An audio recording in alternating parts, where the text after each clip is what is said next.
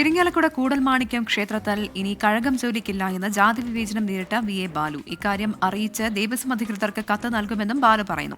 എന്നാൽ VA ബാലുവിന് കഴകക്കാരനായി തുടരാനുള്ള സാഹചര്യം ദേവസ്വം ഒരുക്കുമെന്നാണ് കൂടൽമാണിക്യം ദേവസ്വം ചെയർമാൻ CK ഗോപിയുടെ ഉറപ്പ്. കഴകം ജോലിയിൽ നിന്ന് മാറ്റിക്കൊണ്ടുള്ള കത്ത് ലഭിച്ചപ്പോഴാണ് ജാതി വിവേചനം നേരിട്ടു എന്നത് മനസ്സിലാക്കിയതെന്ന് VA ബാലു. തന്ത്രിമാരുടെ എതിർപ്പ് മറികടന്ന് ജോലിയിൽ പ്രവേശിക്കാനില്ലെന്നും ഓഫീസ് ജോലിയാണെങ്കിൽ തിരികെ കൂടൽമാണിക്യത്തിലേക്ക് എത്താമെന്നും ബാലു പറയുന്നു. ഇനി അങ്ങോട്ട് കൂടൽമാണിക്യ ക്ഷേത്രത്തിൽ കഴകം ഡ്രസ്സിലേക്ക് ഇനി അങ്ങോട്ട് പറയാൻ താല്പര്യമില്ല. നിലവിലെ വർക്കിംഗ് അറേഞ്ച്മെന്റിന്റെ ഭാഗമായിട്ട് തന്ന ഓഫീസ് അറ്റൻഡന്റ് ആണെങ്കിൽ തുടരാം.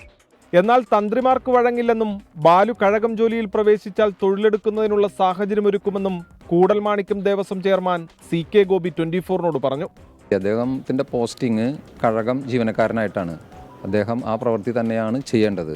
അതിനെല്ലാ സൗകര്യങ്ങളും ദേവസ്വം മാനേജ്മെന്റ് ചെയ്തു കൊടുക്കും. കഴകം നിയമനം ദേവസ്വം ചട്ടങ്ങൾ മറികടന്നെന്നാണ് തന്ത്രി കുടുംബാംഗങ്ങളുടെ വിശദീകരണം.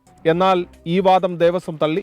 തന്ത്രിമാരുടെ നിലപാട് ദൗർഭാഗ്യകരമെന്ന് CPIM പോളിറ്റ് ബ്യൂറോ അംഗം MA ബേബിയും പ്രതികരിച്ചു.